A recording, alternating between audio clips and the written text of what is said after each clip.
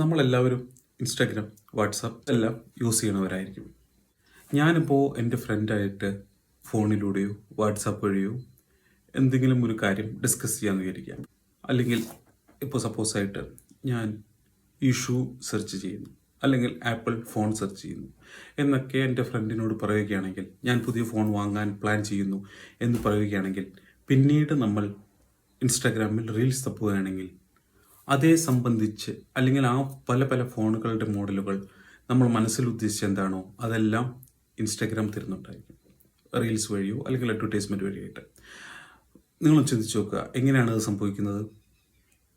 അതായത് നമ്മുടെ ഡാറ്റ, നമ്മുടെ പ്രൈവസി ഇതെല്ലാം നഷ്ടപ്പെട്ടുകൊണ്ടിരിക്കുകയാണ്.